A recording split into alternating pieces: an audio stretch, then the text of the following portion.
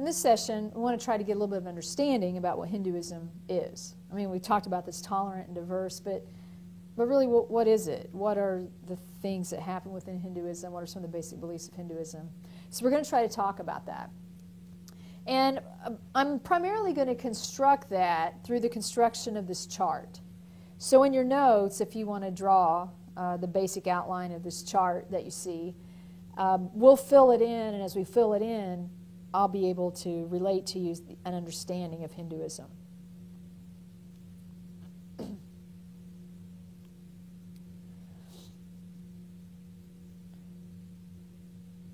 So what you'll see is there's 3 different paths that I'll mention and talk about here. And for each path, we're going to talk about the origin of that path, a text that might be most closely associated with the teaching of that path, what's the basic practice or mode of practice for that path, what's the concept of the divine within that path, and what's the goal of that path. Now, having you construct this chart and saying there's 3 paths, I want to step back now and make a disclaimer. These might be better called tendencies than paths, because it's not this cut and dry. These aren't like denominations or divisions within Hinduism. They're more like strains of thought or strains of belief within Hinduism. And most Hindus that you encounter are going to kind of be some blending of these 3 strains of thought or belief or practice. I think about these as like 3 different rivers.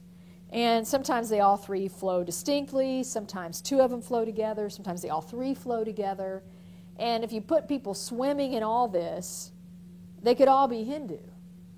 Some are a combination of these paths, some are pretty tightly within one of these paths. And most Hindus are maybe familiar with these different paths. But this is more of a way for us as outsiders to look in and try to understand some of the basic concepts of Hinduism. So let's construct this chart, and through that, hopefully get an idea about some of these tendencies that you find within Hinduism. The first path or tendency is one that is called the path of ritual action. And this would be the oldest path of Hinduism. This would be the path that you could trace back to that Aryan civilization we talked about in the last unit or last lecture. That it began sometime pre-18th century BCE. Now again, Hindu philosophy would say, well, it doesn't have a beginning, it's always been. But we know it was around by the 18th century BCE. So as far as the beginning, pre-18th century BCE. Now, the mode of practice on this path. I'm going to give you a description of the mode of practice. That is, I guess it's my summary of that. You'll note that it's not that academic and textbook sounding, but I think it's accurate, and I think as we construct these 3, you'll see that these make it easy to remember what they're each about. But this path of ritual action, the mode of practice is doing enough of the right stuff. That's the mode of practice. My words, again, not that academic sounding, but I think it's accurate as we define some terms here.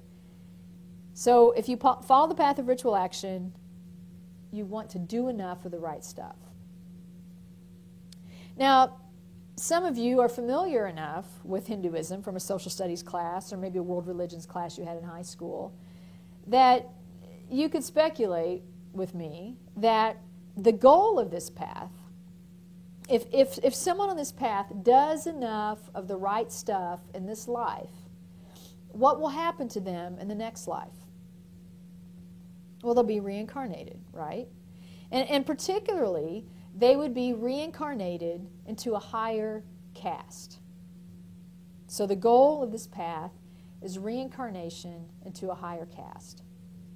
Now, let's step back and define some terms, because we're starting to cover some of these terms on that terms list in your materials packet, so let's make sure we can define them. Reincarnation. The word, when you break it down, literally means to take on flesh, carne, or in carne, meat, to take on flesh again. So reincarnation is to take on flesh again, or rebirth, and often rebirth into a different form. Caste, as probably you're pretty familiar, but caste are just levels of society. And more particularly within Hinduism, they are levels of society that are determined by actions in previous lives. Levels of society that are determined by actions in previous lives. Now, let's try to define some more terms here, and we'll knock off a bunch of the basic terms of Hinduism and also some of the basic terms on your terms list. Let's talk about caste a little bit. What does caste regulate? Well, it regulates jobs. You know, that certain castes are expected to perform certain functions in society and are not allowed to perform certain functions in society. So it regulates job, regulates marriage. In a caste system, in a caste worldview, you marry within your caste. It regulates social relations. There are some castes that don't associate with other castes. You don't have meals with people of lower caste. It often ends up affecting economic level. I mean, if it affects the kind of jobs you can have and the kind of social network you can move around in, then it's probably going to affect the economic level in which you live. And it's determined by previous lives' actions. And we'll talk about that a little more here in a minute. Some of you also may be familiar with the idea that there are 4 different caste levels within Hindu society. The highest are the priests, or the Brahmins. And then you have the warriors. Then you have the merchants. And then you have the servants. All 4 levels of society. And these are often pictured, which may sound a little bit like something that you find in Christian theology. These are often pictured as parts of the body. That the priests are the head. They are the thinkers, the educated, and the educators in a society. The warriors are the shoulders. They're the strength of the society and the protection of the society. The merchants are the hands. They're the ones that transact business. They're like the movers and shakers of the society. And the servants are the feet. Without them, society can't stand. You need the laborers.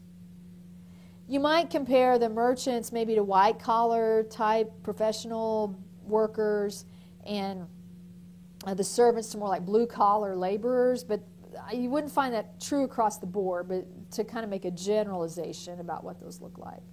But those are all parts of society that people operate in.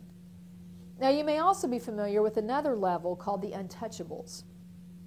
And they are actually below the servants. By many, not even considered a caste. Outcast.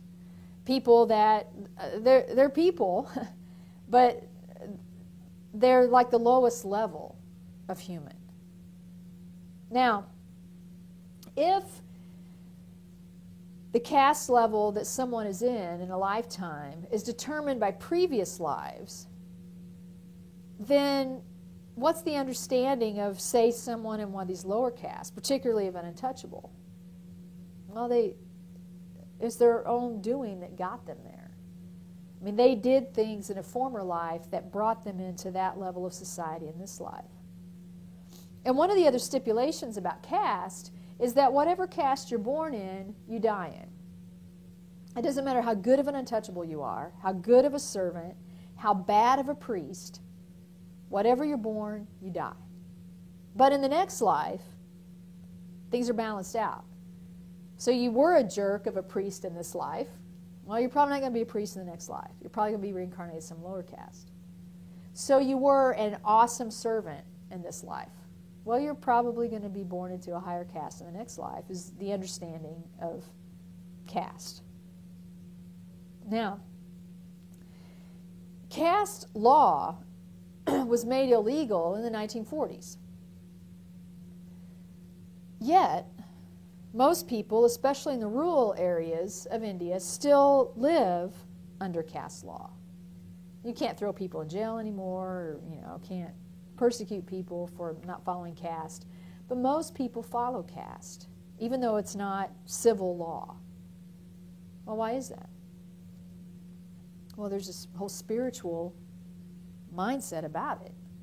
And it doesn't matter what government says, but if there's a spiritual law that says, if I want a better life in the next life, I've got to be a really good servant in this life, I'm going to try to be a really good servant in this life.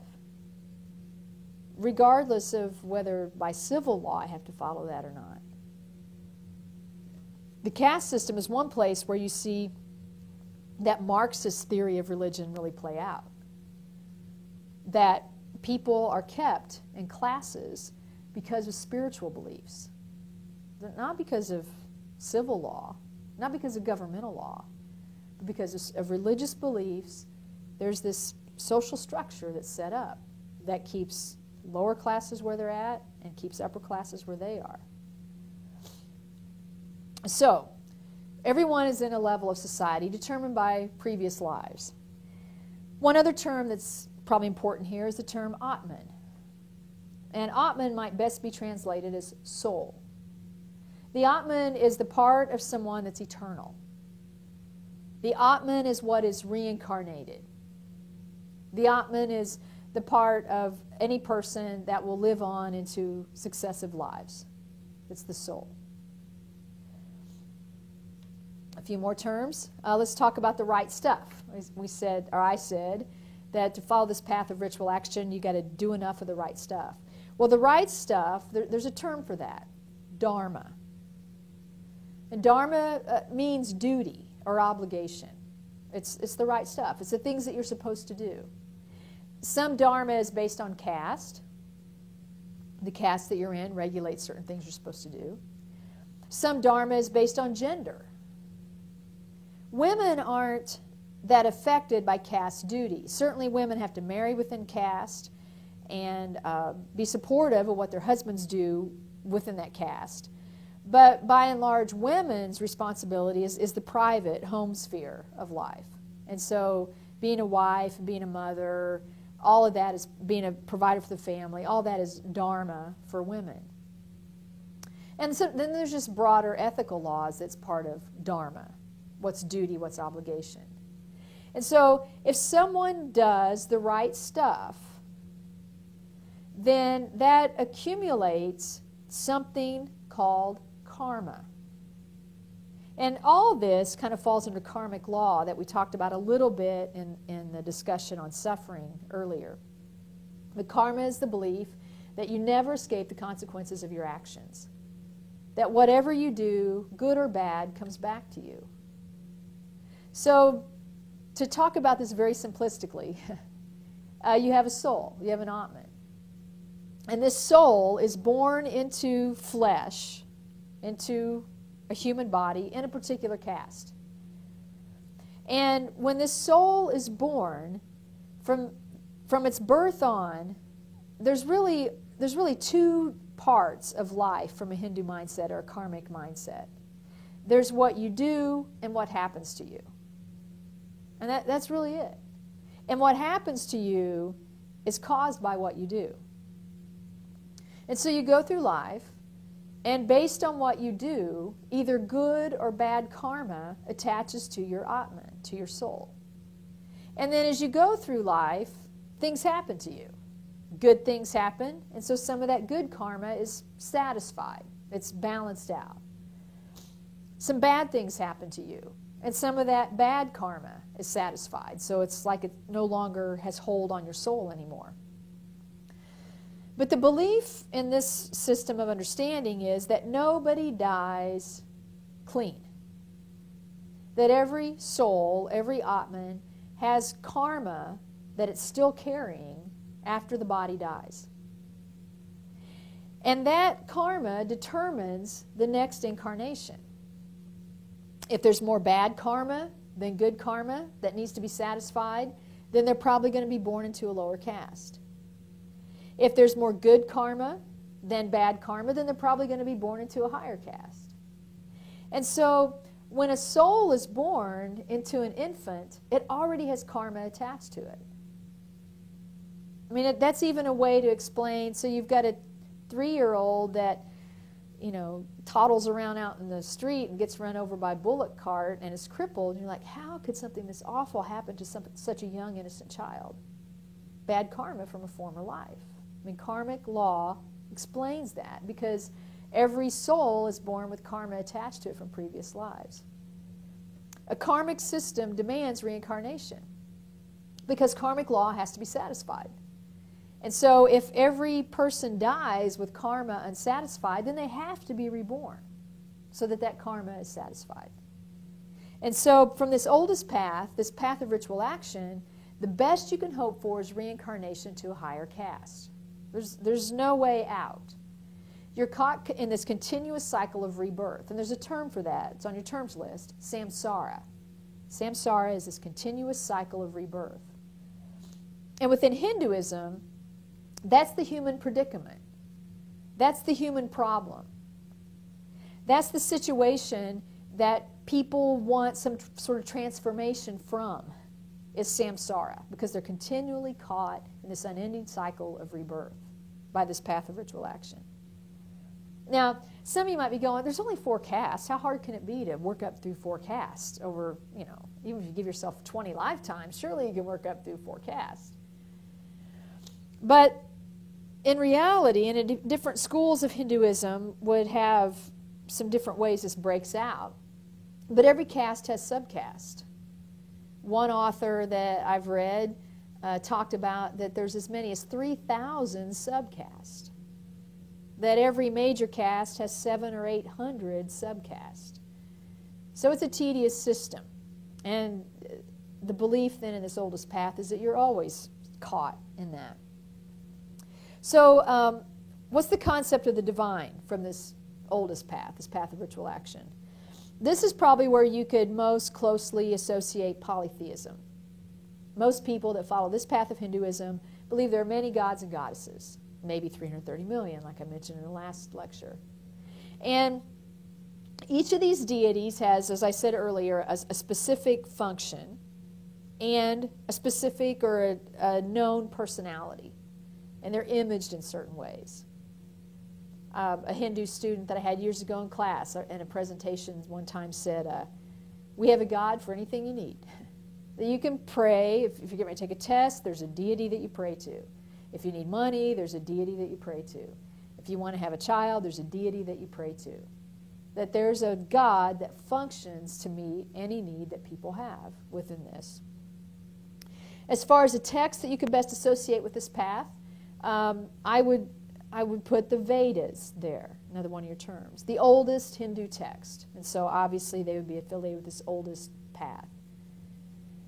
The Vedas were written after the 18th century BCE, but they are the written oral tradition from the Aryan civilization. And then there's been things added to the Vedas since that time.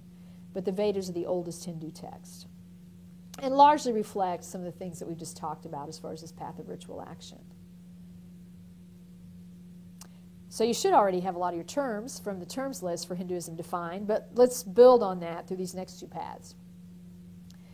Around 1,000 years after the Aryans came in to northern India, there began to be a lot of change happening within Hinduism. I mean, you're caught continually in this cycle of rebirth. And people started saying, there has to be some way to escape samsara. I mean, that's the human predicament. There has to be a better solution than at least you can be born into a higher caste. Can't you escape it somehow?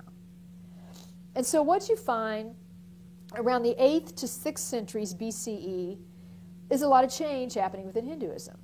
You have some people that are part of this Hindu philosophy who leave Hinduism and begin new religious movements as a way to answer this predicament. Buddhism would be an example of that, and we'll talk about that next. The Buddha was raised Hindu, and it was around the 6th century BCE that he left Hinduism and started this new path that became Buddhism. But there were other Hindus that remained Hindu, but began thinking about their Hinduism differently. And so there are reform movements within Hinduism. And one of those reform movements, the largest reform movement, is what we could call the path of knowledge. And so the second path, the path of knowledge, began around the 8th to 6th centuries BCE.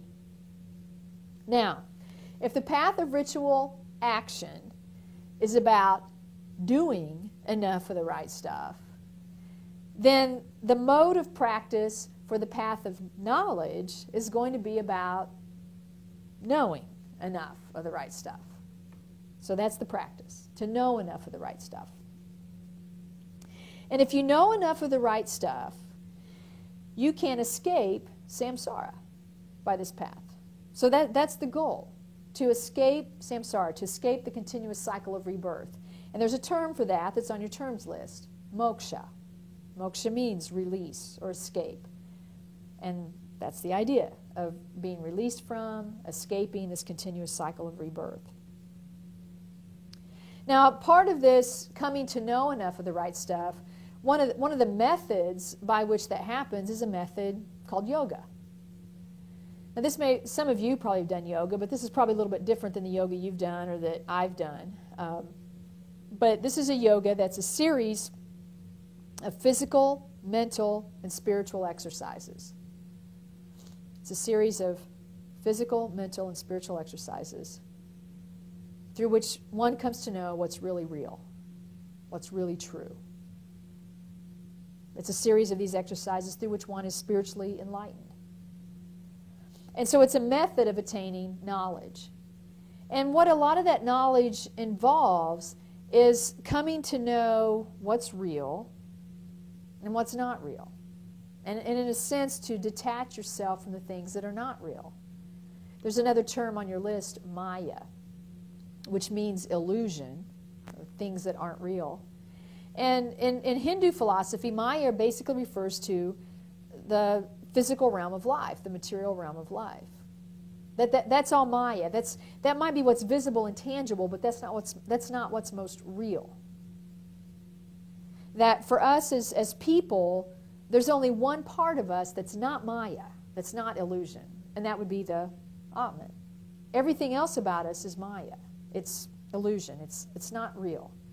And so in this enlightenment, you come to really grasp that and come to know the most real thing that there is. And that's where we could put the concept of the divine. And under the concept of the divine, you can put one of our terms, Brahman. Brahman. Now this is a little bit of a challenge to define because the Hindu philosophers would say you can't, it's the undefinable. If you define Brahman, then you no longer have Brahman because you can't define it. You can't put it in a box of definition. But you're going to have a test where that's probably going to show up, so I need to give you some way to define the undefinable. So that's one thing you could say. It's the undefinable. It's the truest reality. It's a reality that permeates all of life and that all of life permeates. The text that you could put for this path is the Upanishads, a more philosophical text collected around the 8th to 6th centuries BCE. And in the Upanishads, again, this more philosophical text, and that's probably sufficient for definition. In the Upanishads, there's a section about the Brahman, or the universal self, as it's called in that case. And it says this about the Brahman and trying to understand what it is. It says that the universal self, or the Brahman, is that by which you see, but you cannot see it. It's that by which you hear, but you cannot hear it. It's that by which you speak, but you cannot speak it. It's that by which you think, but you cannot think it. So it's like it permeates us in all things.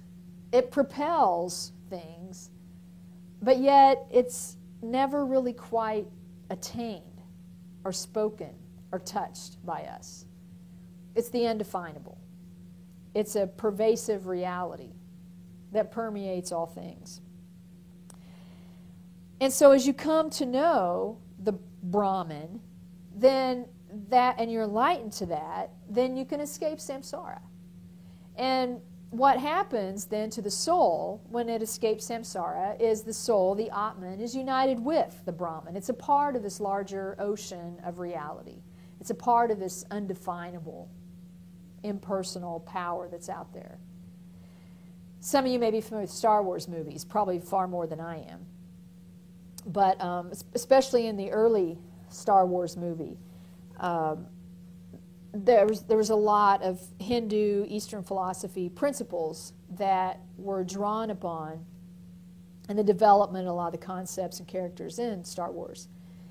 And there's an element within Star Wars that's supposed to be reflective of the Brahman, and that's the Force.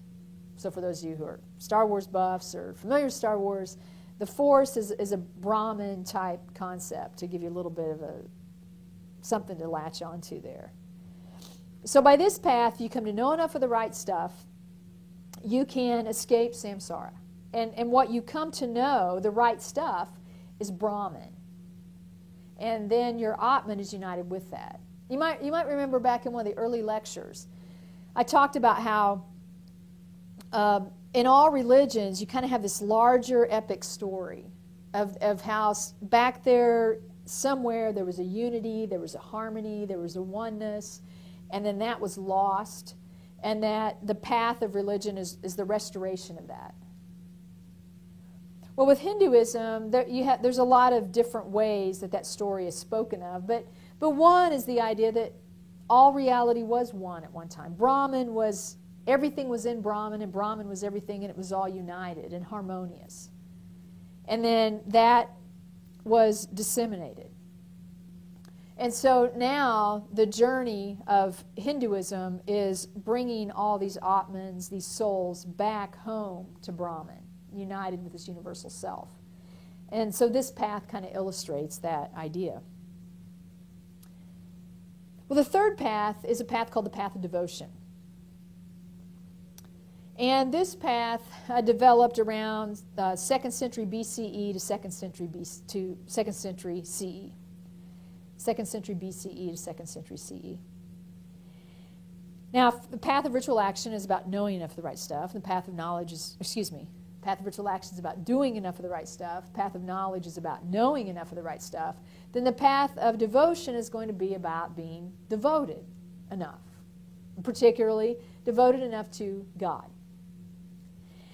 And this path might be a little easier to grasp for most of us in a Western mindset, because the idea of this path is that if you're devoted enough to God in this life, and some of that devotion is illustrated by fulfilling dharma and fulfilling caste, but if you're devoted enough to God, then when you die, you don't have to be reborn, but you can go and be united with God in a paradise, heaven-type place.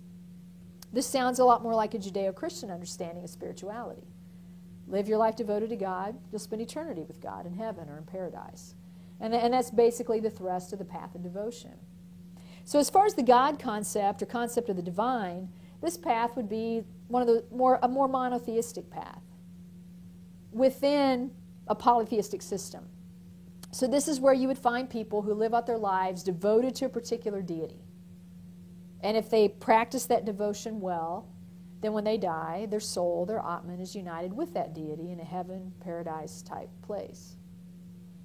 And again, there could be millions of different deities, there'd be possibilities. 3 of the major deities, and they're listed on your terms list, are Brahma, Vishnu, and Shiva. They're kind of, some people would call them maybe like the Trinity of Hinduism. Not so much that they are 3 in 1, but they are the 3 that kind of maintain the cycle of life. Because Brahma is the creator of all things. Shiva is the sustainer or maintainer of the things that Brahma creates. And then Shiva is the one that destroys things when time for destruction has come. And then Brahma recreates, and Vishnu maintains, and Shiva destroys. And the cycle continues between the creator, the sustainer, the destroyer, creator. It's a cycle of life. But again, there could be millions of other possibilities for deities there. As far as an associated text for this path, that's probably going to vary depending on the deity of someone's devotion. Certainly you're going to find the Vedas and the Upanishads because they bring in basic teachings of Hinduism. Many of these deities are mentioned in those texts. You might find prayers to those deities in those texts or songs to those deities in those texts. But then you're also going to find texts unique to the particular deity of your devotion. But there is a text that's probably the most famous text in Hinduism. And regardless of what deity someone worships or is devoted to, this text is seen as exemplary of how to live out devotion to the divine. It's a text called the Bhagavad Gita, another one of your terms. The Bhagavad Gita is a short story within a larger epic story within Hinduism. And in the Bhagavad Gita, there's two main characters. There's Krishna, the deity, so that would be the deity in the Bhagavad Gita. The same Krishna that was an incarnation of Vishnu. And then you have Arjuna. And Arjuna was a person who was in the warrior caste. And the basic story of the Bhagavad Gita is that Arjuna was to live out devotion to Krishna in this life. And again, he was a warrior. Well, Arjuna was called to go to war. But the war that he was called to go to, he was going to have to fight against some of his relatives. And this was disturbing to him. So he went to Krishna, and there's a lot of the Bhagavad Gita is their dialogue about this, where Arjuna is saying, I know I'm a warrior, and I'm supposed to go to war, but I don't want to fight against my relatives. And basically, Krishna, I guess you could say, gives him an ultimatum. Are you devoted to me? Or are you more devoted to these relatives? Or in the larger sense, are you devoted to me, who is not Maya, who is real? Or are you more devoted to these people who are Maya? It's illusion. They are not the most real. And so Arjuna has to make this decision about devotion to God or devotion to these material, physical relatives of his. Now, obviously, if it's an exemplary story about devotion to God, he chose devotion to Krishna and went to war. And so it doesn't matter whether whether someone's task is devotion to Krishna or Brahma or Shiva or Kali or whoever. This story reminds them that you choose devotion to God over devotion to things that are not real. And so it's seen as an exemplary story. If you've been, on campus or in the past in an airport or somewhere, and someone tried to give you or sell you a book, and if they may have been Hare Krishnas, it was probably the Bhagavad Gita. I have several copies of the Bhagavad Gita because students get copies given to them and they don't want them, and so they give them to me. So those are the most popular. They're out there, and that's what you find here. So again, these are strains within Hinduism. But you'll find Hindus in any combination of these paths. Now, I want to make another observation about these paths, or ask you to think about this. When you think about the castes, the priests, the merchants, the warriors, the laborers, which caste would probably be most affiliated with the path of knowledge? I mean, which caste would have really the time to devote themselves to knowledge, or the resources to devote themselves to the pursuit of spiritual knowledge? Well, probably the priest, right? And as far as this path of ritual action, which caste is probably going to be more likely to be associated with that path? Well, probably the lower caste, the untouchables, the servants. And then the path of devotion tends to be a more middle class type of path. I mean, you're going to tend to find that in your more urban areas in India. The more rural areas is where you're going to tend to find the poorer people and the path of ritual action. And then scattered throughout India, you find your priests, your spiritual people who are primarily going to be following this path of knowledge. So even as far as these tendencies within Hinduism, you can see them divided in classes to some extent by what's possible because of your economic resources, because of your resources of time, or because of your educational resources. Well, hopefully that gives you a little bit of understanding of Hinduism, and I think it will also lay a foundation to understanding the rise of Buddhism that we'll talk about in our next session.